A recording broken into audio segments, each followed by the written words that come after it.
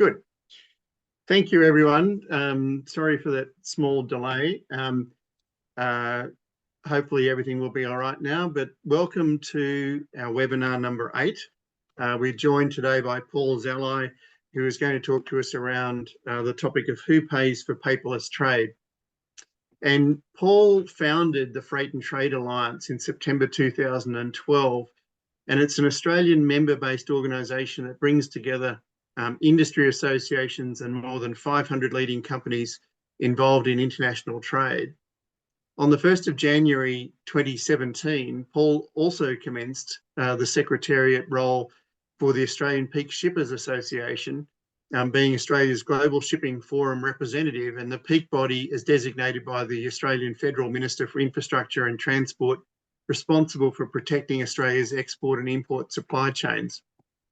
So very welcome, Paul. He, in those roles, has written many submissions, engaged with many inquiries. He's part of the National Trade Facilitation Committee, and we're pleased to have him here today.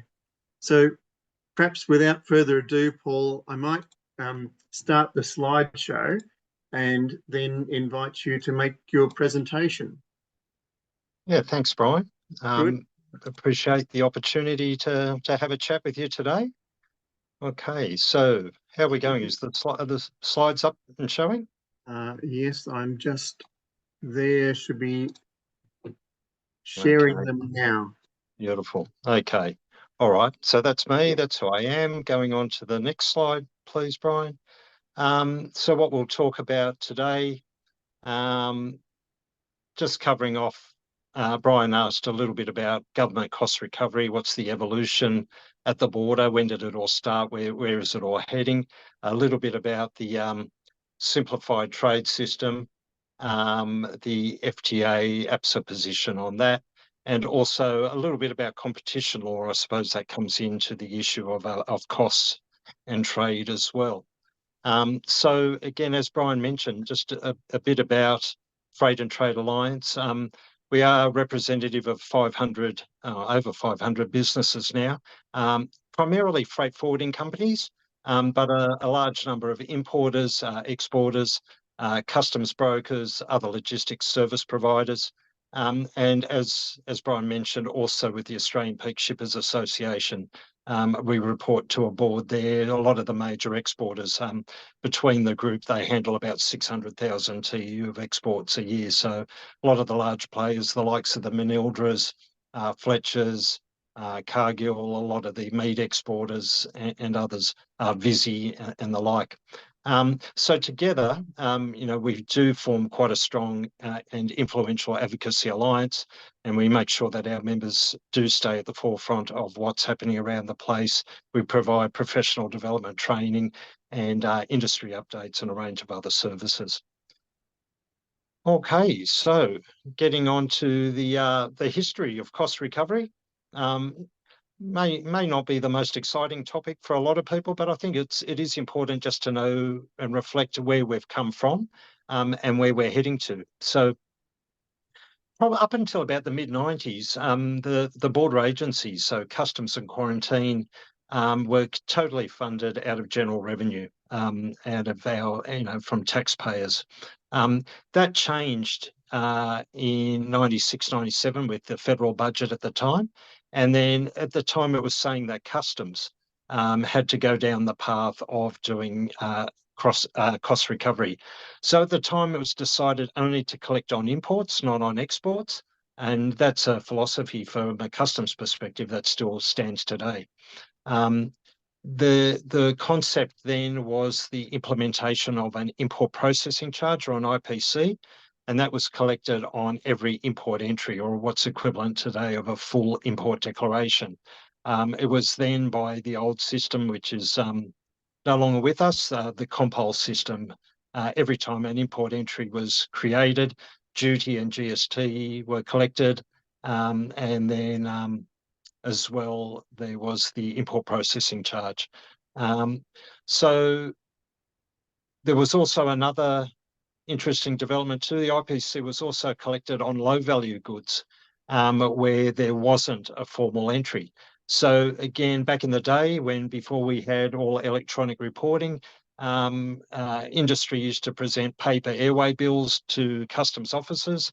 They would manually screen those airway bills, determining, whether it's high-risk goods, whether it was requiring a full import declaration, or it could be screen-free. If it was under the value of 250 Australian dollars, the customs officer would put a stamp on it, and there would also be a low-fee cost recovery charge. Customs regularly publicly tabled a price review of cost recovery charges, which provided a level of transparency on the collection and its use. That all went by the side because Compile and the other legacy cargo reporting systems were replaced by the integrated cargo system, the main reporting system that exists today, and that took place on the 12th of October 2005. And at that time, the low value threshold was also increased from $250 to $1,000 as it stands today. And that was to be aligned with the low value threshold that was enjoyed through the post. So then in May 2013, there was probably the most significant increase in IPC, which came into effect on the 1st of January 2014, and that brought in customs an additional revenue of over $674 million over the following 4-year period. On the 1st of January 2016, there was a removal of the price differential between air and post and sea, and an introduction of a price differential between electronically and manually lodged import declarations, essentially used to incentivize industry to get with the times, I suppose, and make sure that they lodged electronically. Taking us on to the next slide, thanks. In February 2018, this is when Customs joined forces with the then Department of Agriculture and Water Resources and prepared a discussion paper titled Trade and Cargo Activities Cost Recovery. Essentially, what it looked to do was to wind back the clocks and reintroduce an IPC on low-value goods, noting that high-value consignments represent, at the time, just 10% of all cargo imported by volume. The discussion paper noted a low-value consignment, as low-value consignment volumes increase, so does cross-subsidisation, where importers of high-value cargo consignments pay the cost of border activities for both low-value consignments and their own. So the government agencies looked as though they were going to be able to push that through, but the mainstream media picked up on it at the time and labelled it as the infamous parcel tax. So the federal government properly responded to shut down this concept in the wake of a significant backlash from Australian consumers and affected sectors of commerce. All went quiet for a period of time afterwards, and then now we've come to 2023, and the budget announced that the Department of Agriculture, now the Department of Agriculture, Fisheries and Forestry, was to recover costs on low-value goods. No mention about what Customs is going to do in this space, but Department of Agriculture being tasked to collect $27 million per annum, and they're going to be doing this by a charge of 40 cents per low-value consignment, effective from the 1st of July 2024. Still waiting on how that's going to be collected. It appears as though it will be administered on the cargo reporter, and they will be paying in arrears probably on a quarterly basis. So if they've done 1,000 simplified SAC declarations during that period, multiplied by 40 cents, that's the invoice that they'll receive. So how they recover that from their customers is still to be determined. Brian, that takes us to the next slide. The issue that has really been very controversial over the last few years has been this biosecurity levy. At the time, if the Department of Agriculture had simply just followed the existing model and put a fee on the import declaration and just bumped it up again, it probably would have gone unnoticed. Importers, exporters probably would have made a bit of noise at the time, but they decided at the time to go down a different path and introduce a container levy. That generated a lot of interest, ending up that a steering committee was established in 2019, which I had the opportunity to be a part of. And essentially, it was scrapped in the early days of the pandemic. It then came to note that really a lot of the complexity around this biosecurity levy it wasn't a strict cost recovery. It was going to be used for things like, should there be a biosecurity incursion, the cost to remediate the situation, and in effect it was going to be a tax. So that's where, with the WTO and the like, there was going to be a lot more complexity than just a simple ramping up of existing cost recovery processes. So although it was scrapped in the early days of the pandemic, the concept was again discussed at a recent Senate estimates hearing, and I'll just leave it as to say, watch this space on that levy. So Brian, that's a little bit of the background there. I'm not sure if you want to sort of take any questions or have a chat at this stage, or just keep working through the presentation. I think keep working through it, Paul. Okay. Certainly. Okay, so that takes us then to the simplified trade system. And an issue, Brian, you should be delivering this part of the session, but just giving my perspective on it, we did put in a detailed submission to the Simplified Trade System Task Force on the 27th of July. That was in direct response to their discussion paper. I won't bore you with all of those 28 recommendations, but I just picked out a few key ones. So I think it's really important that we get a level of confidence that the STS is a long-term agenda. And to that end, you know, we're really pushing for continuity and long-term implementation of reform, that the federal government to engage in bipartisan support to establish the STS as a permanent body.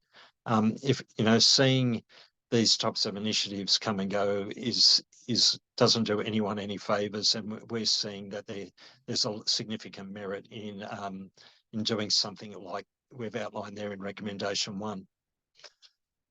Recommendation 2, that the task force complete mapping of current processes and systems and the establishment of an agreed future plan, and importantly, including incremental steps to getting to the chosen land, if you like, rather than a big bang introduction that we saw back in October 2005 when the ICS was implemented. At the time, you know, the systems just weren't ready for a holistic change. Industry wasn't ready, and we had cargo come to a grinding halt at our wharves and airports nationally. So recommendation 3. Again, I think this is important. We need to understand the government's agenda. What are the full scope of things that the government needs to achieve? What are the boundaries? Like, we can dream up all kinds of weird and wonderful concepts, but if they just don't fall within the scope of what the government will allow, well, then let's not even go there. So we just need some realistic understanding of what the full scope of what the federal government's reforms are. Well, talk about a blank sheet, yeah, is well and good, but there needs to be some realistic guidelines there. And the other things we need to know, again, I've mentioned the ICS a few times around, what is the lifespan of the ICS? Does the government want to breathe a bit of life into it? Are we looking for incremental changes to take some of the volume out of that system and perhaps move into a new system? So a bit more two-way feedback from the government would be helpful. And then I skipped to recommendation number 23, which is that the Australian Border Force to engage with industry on implementation of a preload cargo reporting regulatory model and systems implementation. Again, I'm not being critical of the Australian government or customs. They were probably ahead of their time when they came up with the design and the model that we've got now. In the late 1990s, they designed they started off with the cargo management re-engineering CMR concept. They implemented the legislation at that time, and then the ICS came in sometime afterwards. But the concept that was put in place back then was that the border agencies would need to know prior to arrival what goods are coming to the country. So they set parameters of 24 hours prior to arrival for sea cargo, 2 hours prior to arrival for air cargo.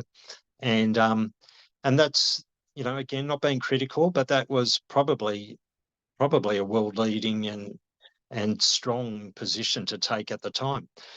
After that time and after that design was sort of put in place, we had the events of September 11. The US went down a much harder path again. They did not want any more just pre-arrival information. They wanted information before that cargo boarded a vessel or aircraft, and they had a preload cargo reporting model. That met a bit of resistance from industry, but they adapted. It was the US, they had to do it. And since then, other parts of the world have also followed a preload cargo reporting model.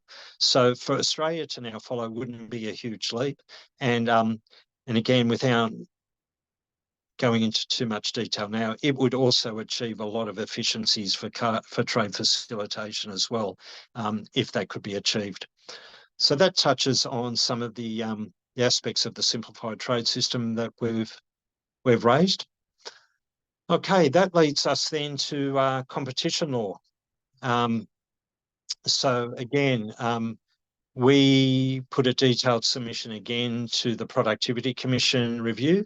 They did a review on Australia's maritime logistics system, and our submission came in February 2022.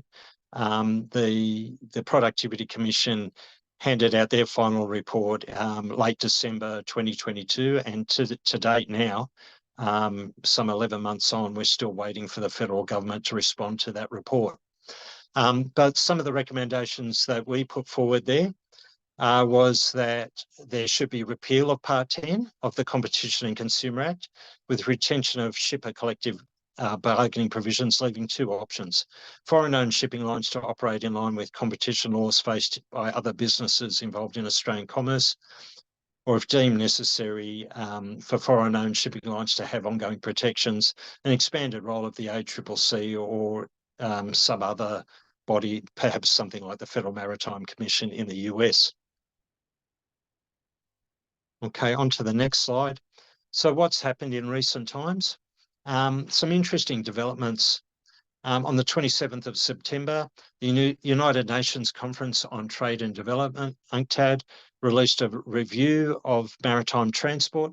They provided a series of policy recommendations and basically suggesting that the governments look to provide capacity building and strengthen the capacity of national competition authorities in the area of marine transport and provide platforms for international cooperation and coordination. In line with this approach, there was a major announcement on the 10th of October that the Consortia Block Exemption Regime, the CBER, the European Commission determined that that no longer promotes competition in the shipping sector, and therefore made the big position that it will let it expire on the 25th of April 2024. On top of that, listeners may be aware that back in early 2022, there was an international working group called the Five Eyes, which brought the competition authorities of Australia, UK, US, Canada, and New Zealand together. And we sought feedback more recently to see where that was going, and we've been assured that those authorities are still working very closely, looking at shipping line, vessel sharing arrangements in particular, and any anti-competitive practices. Okay, so the next part of the equation was as a part of our bilateral engagement direct with the Federal Treasurer and his office, we were advised that Part 10 will be incorporated into a wider review of Australia's competition law. And there was a media release that came out on the 23rd of August, 2023. So a couple of weeks ago, a couple of FTA APSA representatives made the trip to Canberra. We did meet with the head of the task force that's looking at this competition law, and we were assured that Part 10 is a high priority focus that they will put to the federal government. Realistically, I think what will happen now, we've now got the luxury with the European Commission doing away with the CBER on the 25th of April. I would suggest in an Australian context it now makes sense to wait a period of time, make sure that the international trade still is still working okay, still moving okay. We've still got vessel sharing arrangements to the EU, and if so, then I think there would be a level of comfort that a similar measure could be taken in an Australian context. So, Brian, that sort of gives an overview on some of the main issues, that you specifically asked me to cover. But I'm happy to take questions or go into a broader conversation on those matters. Great. Thank you very much, Paul. It's very comprehensive and you've covered a lot of stuff. So as usual, attendees, if you'd like to use the Q&A function below the screen there, please put any questions that you've got. But I'd just like to, Paul, perhaps invite you to offer, you've said a lot of things that you'd like to see changed in Australia, but you're dealing with a membership who are dealing with international trade, and they're dealing with not only Australia, but other counterparties and maybe intermediaries in the middle. What are you seeing as best practice? What you said, what is the government trying to achieve? And the government certainly said they'd like to be somewhere back to the world leading ranks at some point. So what is world leading to you in this field? Wow, it's a really difficult question. So just again, to put things into perspective where our focus is. So I know, Brian, in your previous roles, you've been very heavily involved in, trade liberalisation measures with free trade agreements and the like.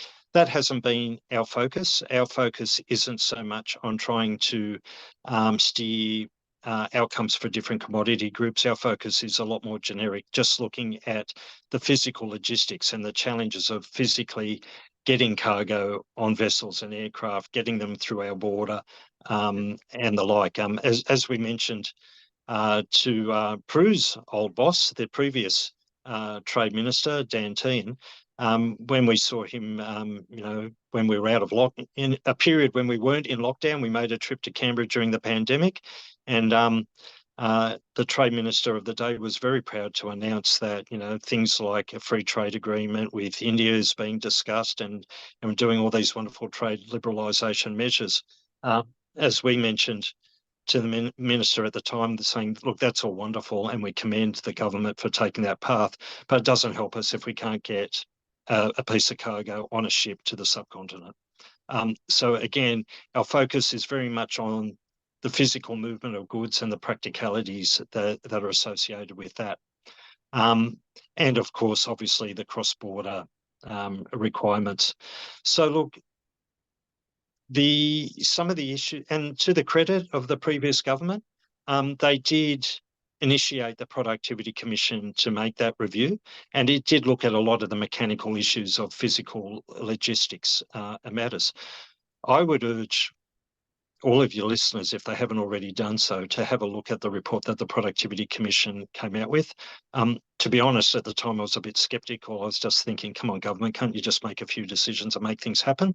I didn't really have a high expectation from the Productivity Commission review, but I'll admit I was pleasantly surprised. Their report was incredibly well structured, considered, and I think the recommendations are first class. What would we like to see? We'd like to see the federal government, for starters, at least respond to that report. There's some fundamental issues there. A lot of them quite controversial. A lot of them are relating to industrial relations reform. And I know it's a sensitive topic, so I won't go too much into that, but we can see right now as we speak, we've got protected industrial action at our waterfront with DP World in dispute with the unions, and the result of that is we've got now vessels bypassing ports, cargo getting delayed, excessive costs, contracts failing, and the list goes on. So, we're urging all parties to try and resolve that matter as soon as possible, and without getting into who's right or who's wrong, with ongoing and prolonged protected industrial action, it's going to be disastrous for our importers and exporters and our reputation.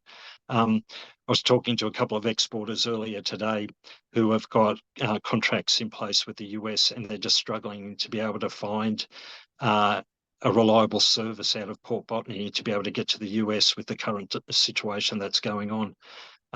So that's, for starters, there is a need for reform in industrial relations. The one area that we're advocating for is that an industry representative body such as ourselves should be able to make an application to the Fair Work Commission if we can demonstrate evidence of economic harm, that we should be able to make a 424 application to have the Productivity Commission take some form of intervention. At present, we don't have the legislative power to do so. So that's the one, and that's an issue that got picked up, that we promoted in our submissions. The Productivity Commission picked up on it verbatim, and that's the one area in relation to industrial relations that we're still pushing. A lot of our members potentially could make that application, but rightly or wrongly, they fear repercussions from the unions and don't want to go down that path. They would rather that come from their representative body. So that's on industrial relations. I talked a little bit about the need for reform around shipping competition. Another big one is terminal access charges, a huge cost impost on both importers and exporters. What started as a few dollars just a few years ago has now gone up to, close to $200 per container. And that's on imports and exports, and virtually a very similar price and arrangement at every stevedore around the country. So rather than going back to their commercial client, the shipping line, to recover costs for their infrastructure, implementation, their rent, their labour, other costs, they have now found quite a convenient money tap by imposing a terminal access charge on the transport sector that have no ability to influence service or price. Again, it's almost like they're held at ransom. They have to pay the fee to get access to the terminal to pick up a container. They pass on that fee normally with a margin, and again, understandably so, because there's cash flow issues and extra administration. So by the time that fee passes down the supply chain, an already high cost gets further inflated. It's not just the stevedores doing this. The empty container parks have picked up on it as well. They're now using vehicle booking systems for managing the return of empty containers, which makes sense. We haven't got an issue with the use of those vehicle booking systems, but we do have an issue that they're also being used as a cost recovery mechanism. They're being used. So again, a transport operator or an importer has no choice which empty container park they will return their container to. They have to return it to the one nominated by the shipping line and pay a fee for that privilege of returning that container. So again, we haven't got an issue with empty container parks being profitable, stevedores being profitable. Everyone in the supply chain has to be profitable. But our argument is that they should be collecting and recovering costs off their commercial client, not imposing incontestable charges on third parties. Probably another big one is container detention fees. Again, it was a terrible issue during the pandemic when these empty container parks were at capacity. A lot of importers were left having to hold on to containers because the empty container parks were full. And yet they were still charged detention fees for the late return of those empty containers. In other situations as well, we find the situation where, the Department of Agriculture have also had a lot of problems on the import side of things with delays on inspections and document assessments, which leads to delays in release, which then compounds into delays in returning empty containers, and detention fees again are applied to the importer. So again, they're just a few of the issues, that we could start having a focus on. And if we could address some of them, we'd be in a lot better position than where we are today. I guess, Paul, do you have any view, all of these additional charges, be they from the government or sections of the private sector who are going about their business, is it ends up loading the end price? And what does all that do to competitiveness and or inflation in Australia? Have you thought about those things? Oh, look, it undoubtedly leads to inflation on the import side. Got very high costs. And again, I've had other people trying to counter my arguments. They're saying, okay, if you've got an import container full of iPhones and you have to pay a $200 terminal access charge, that might equate to a less than a cent per iPhone. So who cares? And I go, yeah, okay, well, I'll give you a counter argument. How about if that container is an export container full of high volume, low value commodities like grain? Then it does hurt. So at the moment, after they pay, a grain exporter pays their terminal access charges, which equates to about $6 per tonne, then they're getting a margin of about $2 to $3 per tonne on top of that. So it's a huge impost again on high volume and low value commodities. These transactional fees, they again can't be negotiated. So they're a couple of the main points that I would be placing. And again, I'm not suggesting we need an authority to regulate the pricing. What I would like to see, and I don't think we're going to get it, is regulation to prevent the stevedores from charging this fee altogether. That would force them to recover their costs off their commercial client, being the shipping line. And then if the shipping line wasn't in a position to absorb any increased costs, well, then they could pass it on in negotiations with freight rates, with importers, exporters and freight forwarders. That was a position that we put in our submission to the Productivity Commission. The Productivity Commission did pick up on that, and in their draft report, again, put forward our recommendation verbatim. By the time the final draft was released, they'd watered it down with a recommendation to say that the stevedore should be allowed to still administer a terminal access charge, but it should only be done once a year. They should be all doing it at the same time, and it should have to pass scrutiny from the ACCC. If the ACCC couldn't see the justification of that increase, then the stevedores wouldn't be allowed to make an increase and wouldn't be able to have another bite of the cherry until that same time the following year. So again, while convoluted and not ideal, we still see that position better than we were at today, where the stevedores are virtually got a free-for-all. Paul, can I bring you back? You mentioned preloading reporting as something which you'd like to see, or your members would like to see, perhaps in response to what they've also got to deal with around the world. Where do you think that's landing? Is there interest from authorities in starting to look at that? And what are the businesses already doing? Have they got systems which will already do this because they've got to do it for a foreign country in any case? And so are they ending up running two systems because Australia's got a unique system and the world's gone in a different direction? Where are things at? Yeah, look, I think and again, in defence of the Australian government, if they would have, and the Australian government going back 20 plus years, if they would have proposed a preload model back in the late 1990s, they would have got laughed out of the water. It just wouldn't have happened. So even that they went to a pre-arrival model at the time was pretty revolutionary and probably quite a strong measure. As I mentioned earlier, the events of September 11 turned the world upside down, turned the US upside down, and they just rammed home that they wanted a preload model. It met a lot of resistance from industry, but industry ended up complying. And as I mentioned, many other parts of the world have now followed that model. I think with the ICS as we've got it today, it's just going to be too hard to change that system to allow a preload model. I would say it would have to be in the next generation of systems, but I think it's something that we should definitely be considering for a whole lot of different reasons.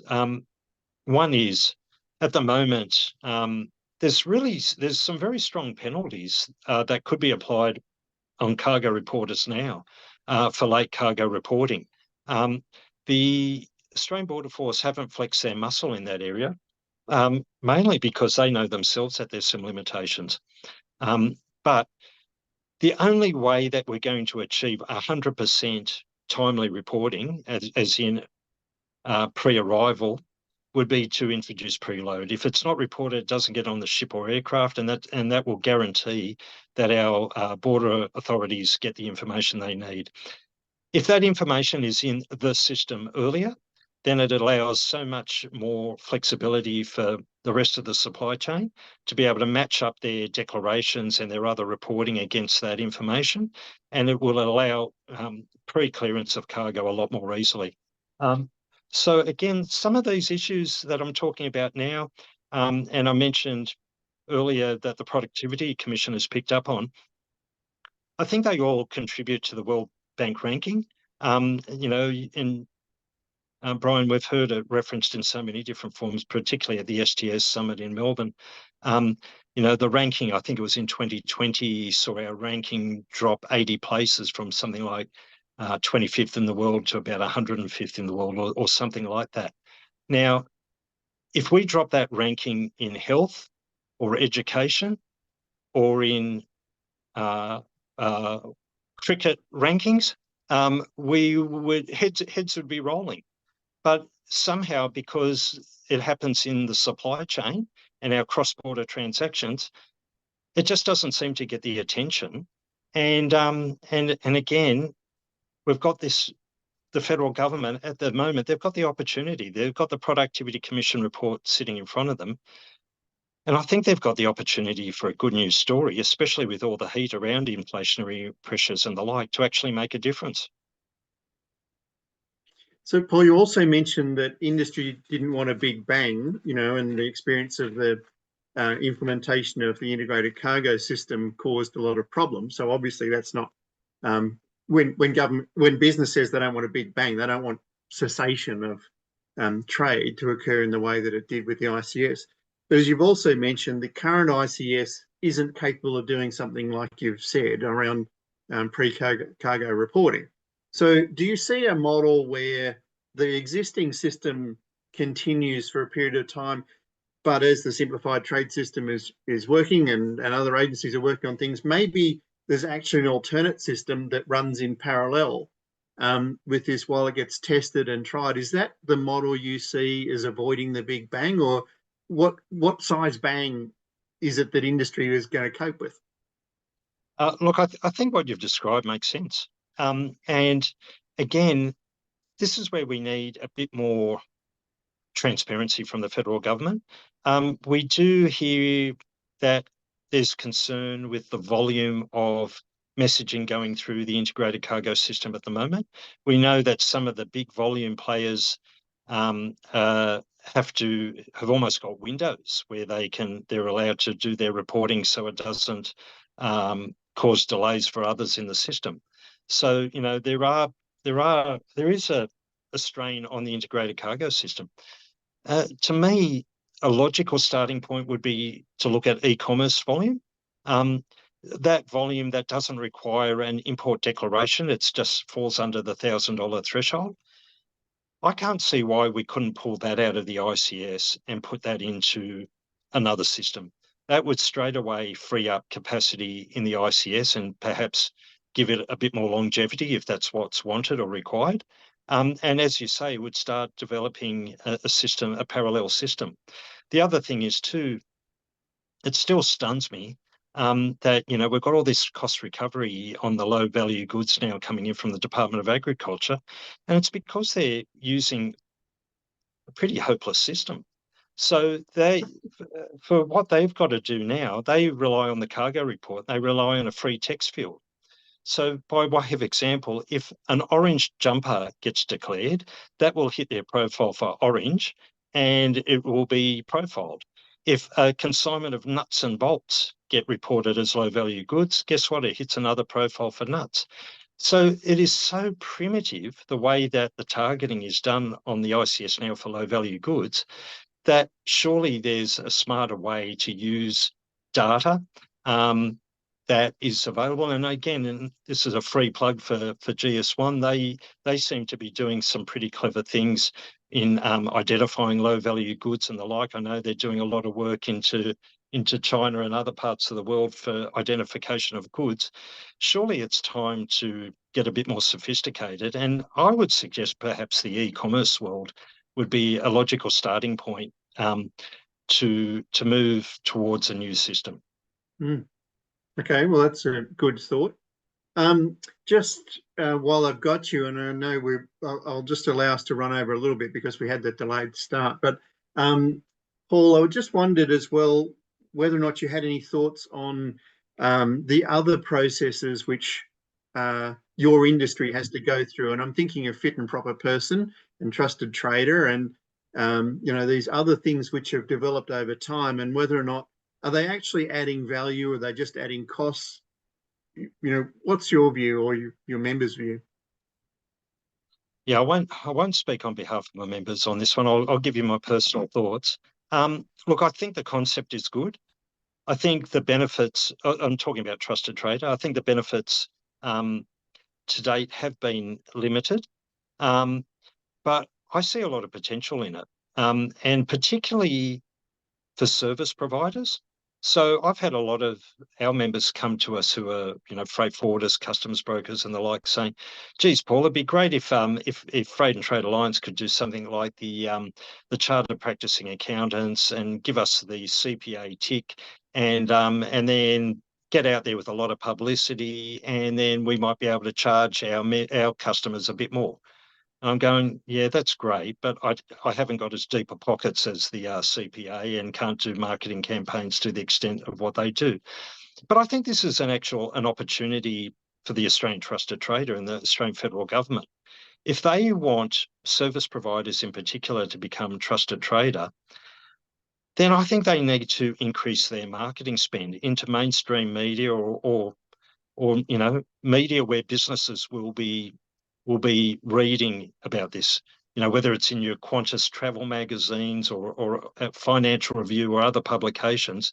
Really get the trusted trader out there as a recognised brand and a benchmark of best practice.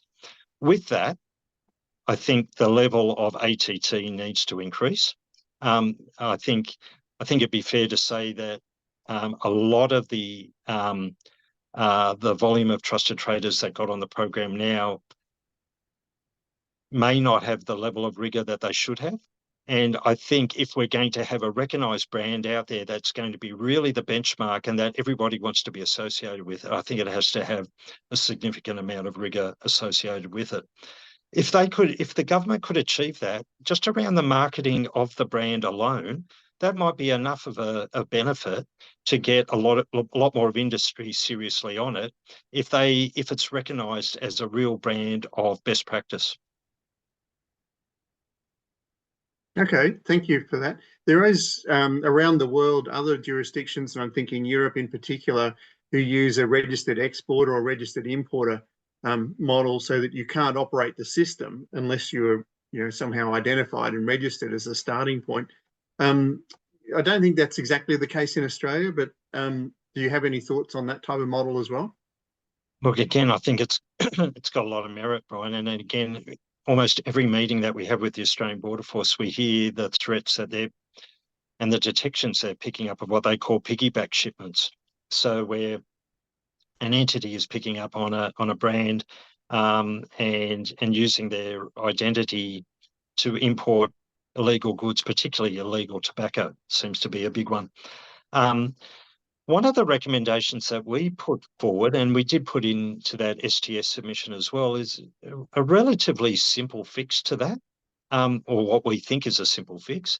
So at the moment, a lot of customs brokers will do declarations on behalf of importers in the majority of cases, but in the majority of cases, they will also make the EFT payment of duty and GST on their behalf. One of the thoughts that we had is that if customs brokers were stopped from providing that function and that their customer, the importer, had to pay the duty and GST direct, that would give the border agencies direct access to the bank account details of the importer and a lot more information.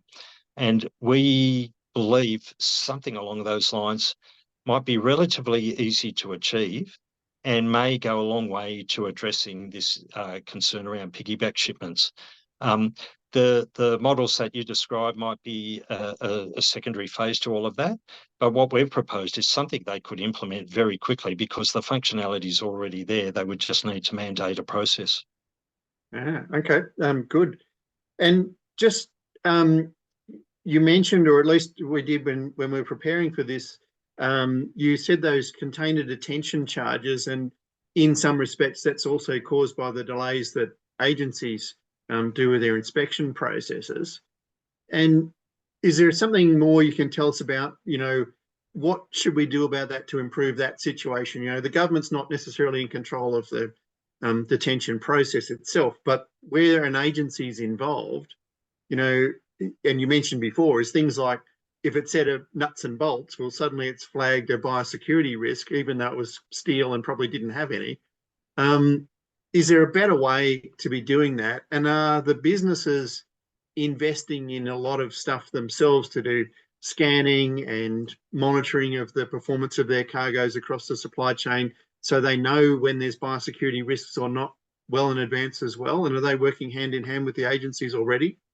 Yeah. And again, I'm not one to normally come to the defence of the foreign-owned shipping lines, but in this case I will. So they do administer these detention fees when the containers are late to be dehired, no matter what the reason. Now, if the reason is because their contracted empty container park is a capacity, or their contracted empty container park isn't open extended hours, or isn't working on a weekend, or isn't working on a public holiday, then I think it seems criminal that the shipping lines should be charging a fee in those circumstances. If the delay is because of a biosecurity delay, well, then I suppose I can understand the shipping line's arguments that that's fair game. So again, I suppose what we need to do there is address the root cause of the problem and remove that delay altogether. And that's a significant issue. Again, we met with the Minister for Agriculture recently, and the new Secretary of the Department and the like. So a lot of positive things have been promised. We're talking about a new system being introduced called STEPS, which will be implemented in parallel with whatever happens with the STS. And we're seeing other reforms happening as well. So there is light at the end of the tunnel that the root cause of some of those problems will be addressed. The one thing that we've requested from the Department of Agriculture is, in the interim, can they put out a notice basically tapping the mat, acknowledging that they've got problems, saying that there's light at the end of the tunnel, but in the interim that importers should factor in delays and extra costs as a realistic proposition for the foreseeable future. So again, it's a big problem. One of our members, who is a local producer, they bring in other produce to blend with their product on an import basis. And they alone paid $2 million to shipping lines last year in these container detention fees. So again, you talk about inflationary pressures. A lot of this produce ends up in small sealed packets and on our grocery shelves. And this is just another one of the reasons why we're seeing higher prices. Mm. Well, on that cheery note, I think we'll call it up, Paul. We've run over time a little bit. We were delayed at the start, which I apologise for. But look, I think it's been a really interesting conversation. We'll, as usual, we've recorded these and we'll send the recorded information around. But it's been wonderful to talk to you today. Paul, you're always a wealth of knowledge, and thank you very much for your time and interest. Thank you. Okay. Thanks again, Brian. Thanks, mate. Bye.